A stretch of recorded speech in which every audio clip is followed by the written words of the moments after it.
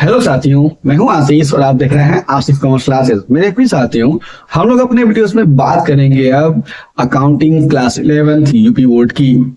और जहां पे हम लोग फॉलो कर रहे हैं कौन से बुक को, मैंने आपको पहले बता भी दिया है, एनसीईआरटी पाठ्यक्रम पर आधारित लेखा शास्त्र यानी अकाउंटेंसी क्लास 11th एसबीपीडी पब्लिकेशन का बुक है यह।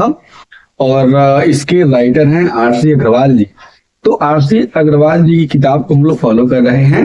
जिनके पास यह किताब है वे सारे के सारे लोग यहाँ पे जर्नल एंट्री वाले सारे क्वेश्चन को देखेंगे, समझेंगे, जानेंगे। अगर फिर भी कोई प्रश्न आपके पास आ जाता है तो आप लोग अपने प्रश्नों को बताएंगे और आपके सही प्रश्नों का आंसर मैं ऑन टाइम करने का प्रयास करूंगा। आप लोग कमेंट हमें कर सकते हैं, ठीक है ना। तो सबसे पहले हम लोग चलेंगे जर्नल एंट्री, जो आपके पास चैप्टर नंबर 7 है। मैं चैप्टर का नाम बता देता हूँ। यहाँ पे लिखा हुआ है कि व्यवसायिक सौदों का प्रारंभिक लेखांकन, रोजनामचा या नकल बही। रोजनामचा को हम लोग कहते हैं जर्नल बुक, ठीक है ना। तो आप लोग कोशिश करोगे यूपी बोर्ड के होते हुए भी कि अधिकतर चीजों को इंग्लिश में सीखने का, क्योंकि आप लोग जब आगे जाओगे तो आपको बहुत सारी चीजें ऐसी होंगी अकाउंटिंग के, खासकर कॉमर्स के फील्ड में आपको इंग्लिश अडॉप्ट करना पड़ सकता है। इसलिए आप लोग क्या करोगे, हमारी क्लास के साथ धीरे धीरे इंग्लिश और हिंदी दोनों को मिला के पढ़ोगे कि आपको आगे कोई भी प्रॉब्लम ना हो और एक स्मार्ट अकाउंटेंट, एक स्मार्ट स्टूडेंट आप लोग बन पाओ। तो हम लोग क्या करेंगे, सबसे पहले चलेंगे क्वेश्चन नंबर 1 के पास। आप लोग अपनी बुक में देखिएगा, अदरवाइज आपको मैं ये इसका आंसर क्वेश्चन के साथ प्रोवाइड करा दे दूंगा पीडीएफ के फॉर्म में, जो आप लोग जा सकते हैं इसी वीडियो के नीचे डिस्क्रिप्शन बॉक्स में, वो आपको मिल जाएगा। पहली एंट्री कही गई है कि माल खरीदा, गुड्स परचेज 1 जनवरी को, और ये एंट्री 2020 की है। तो बहुत सारे लोग हमारे पास नए जुड़े हुए हैं, उनके लिए मैं क्या करता हूँ, बनाता हूँ फॉर्मेट। पहली बात तो मैं पहले क्वेश्चन में बनाता हूँ फॉर्मेट, अगले क्वेश्चन में मैं फॉर्मेट नहीं बनाऊंगा, मैं वहां पे डायरेक्ट करूंगा। क्या होता है, मेरे पास टाइम बच जाता है, ठीक है ना। तो देखिए फॉर्मेट होता है डेट, ठीक है ना।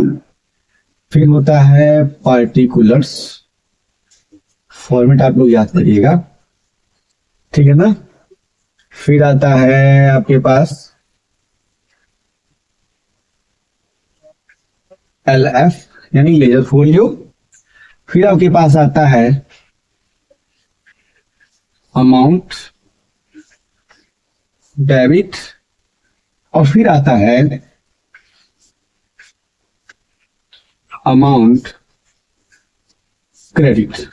कई लोग आप देखोगे तो ये रुपए का सिंबल भी इस्तेमाल कर लेते हैं। आप लोग दोनों इस्तेमाल कर सकते हो, कोई प्रॉब्लम मुझे नहीं है। या तो आप लोग रुपए का सिंबल इस्तेमाल कर लो या फिर अमाउंट लिख लो, लेकिन यहाँ पे डेबिट और क्रेडिट लिखना है। अगर हमारे पास क्वेश्चन में लिखा है कि किसी का बुक्स ऑफ अकाउंट है, तब तो हम लोग उसके बुक्स ऑफ अकाउंट का नाम लिखेंगे, अदरवाइज बुक्स ऑफ अकाउंट का नाम लिखने की आवश्यकता नहीं है। तो आपके पास पहले प्रश्न में कोई भी बात नहीं लिखी गई है। मैं इसी के साथ आगे बढ़ता हूँ, किताब में प्रश्न को मैं पढ़ता हूँ, फिर आगे बढ़ने का प्रयास करूंगा और क्वेश्चन यहाँ पे सॉल्व करके दिखाऊंगा आप सभी कैसे क्वेश्चन सॉल्व करेंगे, ठीक है ना। कहा गया है कि निम्नलिखित व्यवहारों की जर्नल प्रविष्टियां कीजिए, यानी generalized of following transactions. Clear है। 2020 की एंट्री है ये, जनवरी 2020 की। जनवरी में 1 जनवरी को कहा गया है कि माल खरीदा यानी सामान खरीदा, गुड्स परचेज, कितने का, 12,000 रुपए का। इसके पहले की वीडियोस में आप लोगों ने समझा होगा किसको, जो भी जर्नल एंट्री का रूल है, गोल्डन रूल्स ऑफ अकाउंट्स, उसको समझा होगा। यदि आपने नहीं समझा तो आप लोग वे सारे के सारे कॉन्सेप्ट को समझने के लिए इसी वीडियो के नीचे मैं डिस्क्रिप्शन बॉक्स में आप सभी को गोल्डन रूल्स वाला वीडियो देता हूं। आप लोग जाएंगे वहां पे, आपको वो सारे के सारे नियम कानून मालूम चल जाएंगे, आप लोग देख लीजिएगा। मैं यहाँ पे बात करूंगा गुड्स के परचेज होने की। तो जब देखिए सामान हमारे लिए क्या है, हमारे लिए स्टॉक है, ठीक है ना। तो सामान हमारे पास जब आता है तो हमारे गोडाउन में जाता है, एक तरीके से सामान हमारे लिए स्टॉक यानी एसेट के रूप में आता है। तो एसेट को हम लोग कंसिडर करते हैं रियल अकाउंट में। तो जब हमारे बिजनेस में एसेट आएगा उसको हम लोग क्या करेंगे, डेबिट करते हैं। इसी वजह से जब डेबिट करेंगे तो यहाँ पे लिखा गया गुड्स आ रहा है, सामान खरीदा गया है। तो गुड्स के लिए हम लोग वर्ड यूज करते हैं परचेज। अगर गुड्स खरीदा जाता है हम लोग वर्ड यूज करते हैं परचेज, और अगर गुड्स को बेचा जाएगा तो हम लोग वर्ड यूज करते हैं सेल्स। ये बात आप लोग ध्यान रखिएगा, ठीक है। तो सामान खरीदा गया है कब, पहली बात तो हम लोग लिख लेंगे ऊपर 2020, ठीक है ना, 2020 लिख लेंगे। और ये हमारे पास एंट्री कब की है, जनवरी 1, यानी पहली जनवरी की एंट्री है। सामान खरीदा गया है तो कहा गया है कि परचेज कर लिया, सामान आ गया हमारे पास। और रियल अकाउंट का रूल तो कहता ही है ना, what comes in debit what goes out credit. जो हमारे पास बिजनेस में आएगा उसको करेंगे डेबिट, और जो बिजनेस के बाहर जाएगा उसको करेंगे क्रेडिट, ठीक है। तो परचेज अकाउंट डेबिट, आगे टू, अगर मैंने सामान खरीदा होगा तो मान लो आप लोग सोचिएगा कि आप लोग कहीं सामान खरीदने जाते हो दुकान पे तो क्या करते हो, सामान खरीदने जाते हो तो सामने वाले से सामान लेते हो, उसको पैसे दे देते हो। और पैसा भी क्या हमारे लिए है, रियल अकाउंट का पार्ट है, पैसा भी क्या है, एसेट है। तो मैंने रियल अकाउंट में पढ़ा जब पैसा जाएगा तो एंट्री क्या हो जाएगी, व्हाट गोज आउट, ठीक है ना। तो रियल अकाउंट कहता है कि हमारे पास पैसा जा रहा है, उसको क्या कर दो, क्रेडिट कर दो। अगर हमारे पास एसेट जाएगा तो जाएगा क्रेडिट।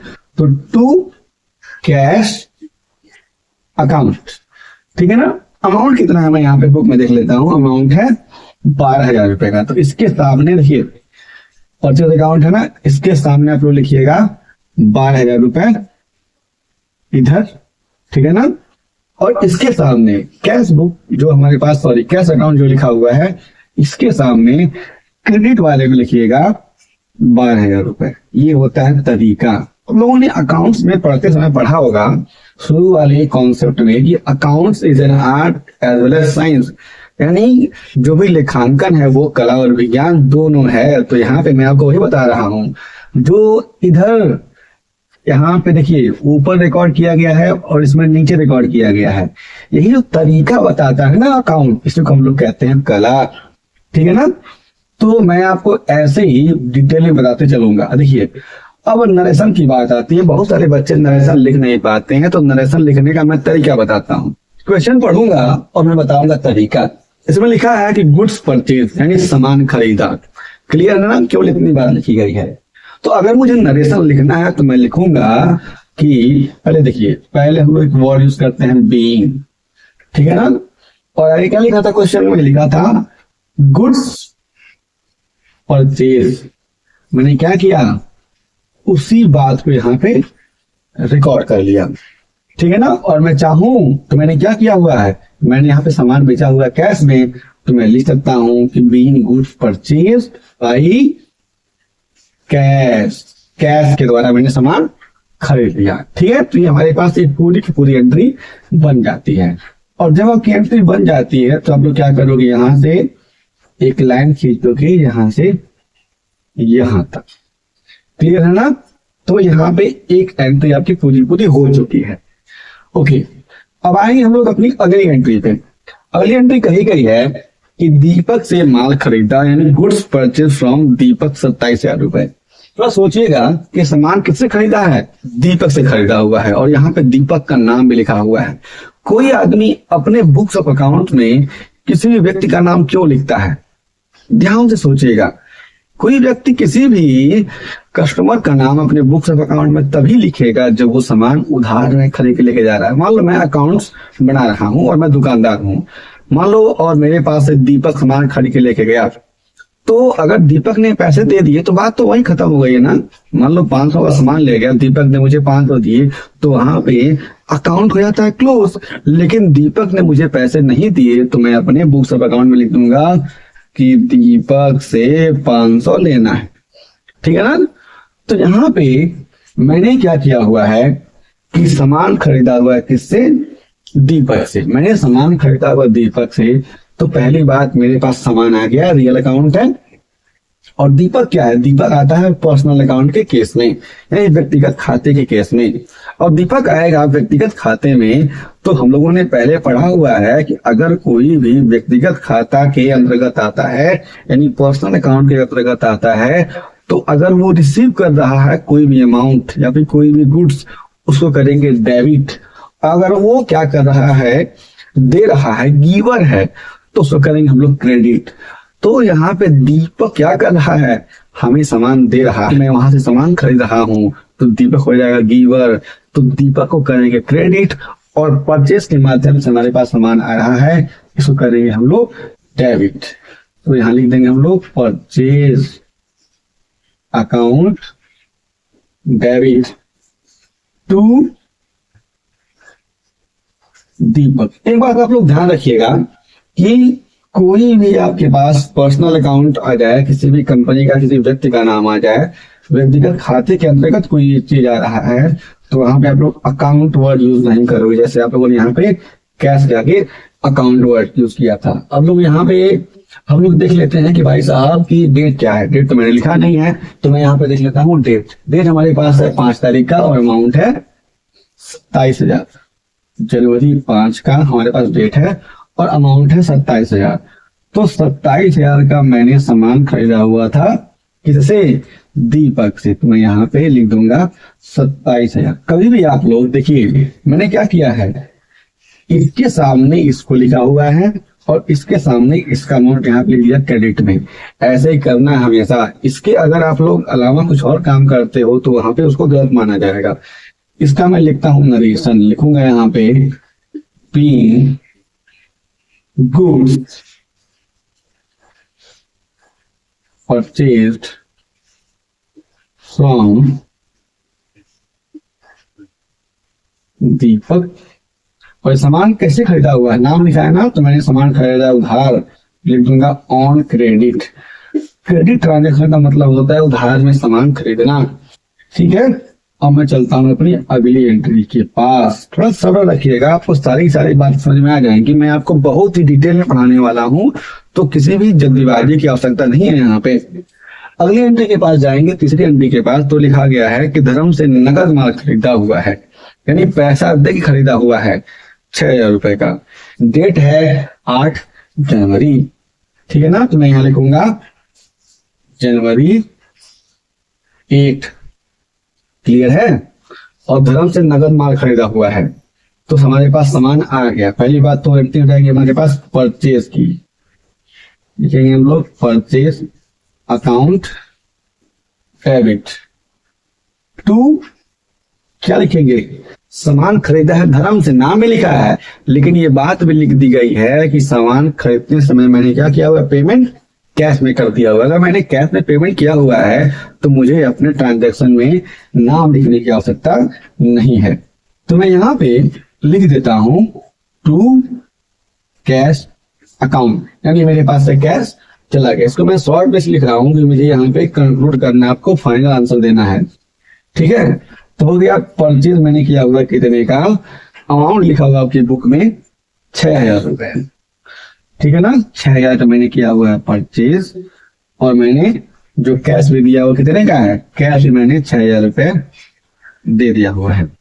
ठीक है, आप लोग यहाँ पे देखोगे डिटेल में, तो मैंने यहाँ पे आपके लिए लिख दिया हुआ है। अब मैं लिखूंगा नरेशन, तो नरेशन के लिए मैं लिखूंगा बीइंग गुड्स परचेज्ड। बस इतना लिख देते हैं, इतना लिखने से हमारा काम चल जाएगा। अगर आप लोग चाहो तो लिख सकते हो being goods purchase by cash from, कहां से, क्या नाम था, नाम था वहां पे धर्म। हम लिख भी सकते हैं, मैं लिख के दिखाता हूं आपको, तो आप लोग कहोगे सर आधा बात बताएं। तो being goods purchase by cash from धर्म, क्या नाम है, धर्म। ठीक है ना, यहाँ पे कर दूंगा अंडरलाइन के तरीका है, ये है क्या कहा जाता है, कला। ठीक है, अब आगे आते हैं हम लोग अपनी अंतिम एंट्री पे, अगली एंट्री पे। इसमें कहा गया है कि देव से उधार माल खरीदा। देखिए उधार माल लिख भी दिया है, तो हमारे पास 70 जाएगी, देव से उधार माल खरीदा। तो एंट्री का मैंने डेट देखा ही नहीं, देख लेता हूं, 10 तारीख की एंट्री है, तो हो जाएगी जनवरी 10 उधार माल खरीदा। ये हो जाएगा परचेज अकाउंट डेबिट टू देव, इसका नाम लिखा है और उधार भी लिखा होगा, उधार सामान खरीदा हुआ है। तो परचेज किया हुआ है यहाँ पे 35,000 रुपए का, तो मैं लिखूंगा यहाँ पे 35,000 रुपए और यहाँ लिख दूंगा 35,000 रुपए। मैंने आपको तरीका बताया ना कि परचेज के आगे एंट्री हो जाएगी डेबिट वाले कॉलम में और देव के आगे एंट्री हो जाएगी क्रेडिट वाले कॉलम में। ये ऊपर रहेगा या नीचे रहेगा, आप लोग को दिखाई दे रहा होगा। अब मैं करूंगा इसका नरेशन, लिखा जाएगा यहाँ पे being goods purchase on credit. मुझे ये लिखने की आवश्यकता नहीं है फ्रॉम मोहन फ्रॉम धर्म, क्योंकि यहाँ पे देव का नाम लिखा हुआ है। क्लियर है ना? अब देखिए यहाँ पे अभी हमारे पास एंट्री हो जाएगी क्लोज। अब एंट्री क्लोज होने के बाद से क्या करेंगे हम लोग, दोनों करेंगे टोटल। दोनों को जब हम लोग करेंगे टोटल तो हमारे पास दोनों का अमाउंट इक्वल आने वाला है, क्योंकि मैंने क्या किया हुआ है, डबल एंट्री करी हुई है। ठीक है, अब मैं क्या करता हूँ, इसको टोटलिंग में ला देता हूँ। यहां लिखूंगा मैं टोटल, ठीक है ना, और फिर मैं यहाँ पे करूंगा इसकी टोटलिंग, इसकी अलग और इसकी अलग। हम लोग इसको टोटल करेंगे तो आपके पास आंसर आ जाएगा पूरा का पूरा 85,000 रुपीज। कितना आएगा जी? 85,000 आ जाएगा इधर, और इधर भी आ जाएगा 85,000 रुपीज। क्लियर है ना? अब क्या करेंगे हम लोग, यहाँ पे नीचे डबल अंडरलाइन करते हैं। ठीक है ना, डबल अंडरलाइन इसलिए करते हैं क्योंकि हमारे पास अब ये टोटल वैल्यू आ गई है। क्लियर है? तो जब कभी आप लोग एग्जाम में क्वेश्चन सॉल्व करोगे इसी तरीके से, बहुत ही बढ़िया तरीके से करने का प्रयास करोगे। अब क्या करिए आप लोग, इसको नोट कर लीजिए और मैं आगे बढ़ूंगा और इस वीडियो को करूंगा कंक्लूड, समाप्त करूंगा। मैं यहाँ पे कहना चाहता हूँ कि हम लोगों ने जो भी मेथड, जो भी तरीके अपनाए हुए हैं, आप लोग इन्हीं तरीकों को अपना करके अकाउंटिंग करोगे। फिर भी आपको कोई प्रॉब्लम होती है करने में तो आप लोग बेसिकली हमें अपने सारे के सारे डाउट, अपनी प्रॉब्लम को मुझे बता सकते हो कमेंट बॉक्स में आकर के, या फिर मैंने आप सभी को जो ऑफिशियल व्हाट्सएप नंबर दिया हुआ है 8381964677, उस पर क्या कर सकते हो आप लोग हमें कांटेक्ट कर सकते हो व्हाट्सएप पे। हम लोग फिर से मिलेंगे, और उसके पहले मैं कहना चाहूंगा कि आप लोग फिर से अगले न्यूमेरिकल को देखने के लिए उसके पहले आप लोग पढ़ोगे गोल्डन रूल्स ऑफ अकाउंट्स, पढ़ के आओगे, मेरे वीडियो को देखोगे या फिर कहीं से पढ़ के आओगे, फिर हमें क्वेश्चन नंबर 2 करने में आसानी हो जाएगी। तो हम लोग फिर से मिलेंगे एक नए वीडियो के साथ, तब तक के लिए जय हिंद।